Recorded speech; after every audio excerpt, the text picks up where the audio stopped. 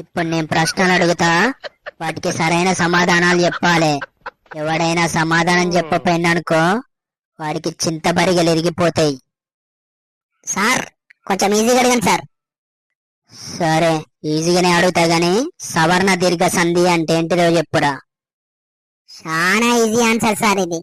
మా ఇంటి పక్కన సువర్ణ అనే అమ్మాయి ఉంటది. అరుగు మీద కూర్చొని ఊకే దీర్ఘాలు తిత్తంటది.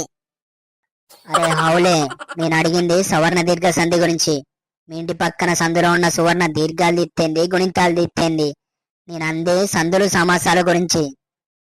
ఓ సార్, ఇది ముందే చెప్పాలి కదా సార్. ఇది అంతకంటే ఈజీ.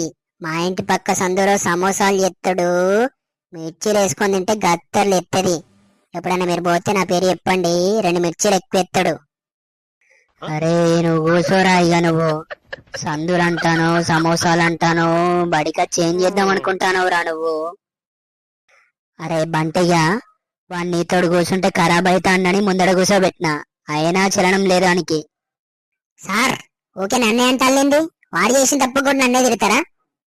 అరే నువ్వే అందరినీ ఖరాబ్ చేస్తాను. నిన్నొక ప్రశ్న అడుగుతా, దానికి సమాధానం చెప్పపోయినావు అనుకో నీ చెడ్డీలోకి తొండలు జొరగొడతా బిడ్డ. సార్ నాకు డౌట్ ఉన్నది, ఫస్ట్ అది తీర్చండి. సరే అడుగురా. పొద్దున్నే లేచి పాటించాను సార్ నేను.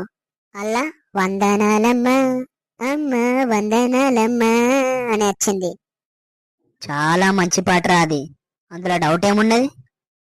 వందనాళ్ళ 400 400 అని ఒకేసారి పడచ్చు కదా సార్?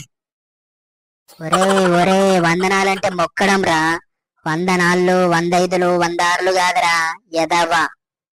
సార్ 100 నాళ్ళు అమ్మ అని ఎందుకు? 100 నాళ్ళ డాడీ, 100 నాళ్ళ నాన్న అని పాడచ్చు కదా సార్? నాన్నేం పాపం చేశాడు? అరే బంటిగా, ఇంత ముందు వాడు నీతో తిరిగి ఖరాబ్ అయ్యాడని చెప్పిన కదా, అందులో వాడి తప్పేం లేదురా. నీతో 5 నిమిషాలు మాట్లాడితే నా బుర్రే గిరాగిరా తిరుగుతాంది. సార్ నాకు ఇంకో డౌట్. సరే చెప్పి తగిలేడు, అది కూడా ఏంటో. తలకట్టు దీర్ఘం, గుడి గుడి దీర్ఘం అని ఎందుకంటారు సార్? తలకట్టు దీర్ఘం, గుడి చర్చు మసీద్ అనొచ్చు కదా? అరే బిడ్డ నువ్వు కూర్చోరా ఇక. ఈ జన్మలో మిమ్మల్ని క్వశ్చన్స్ అడగనే అడిగా. వీడియో నచ్చితే లైక్ చేసి ఇలాంటి మరిన్ని వీడియోస్ కోసం సబ్స్క్రైబ్ చేసుకోండి గాయ్స్.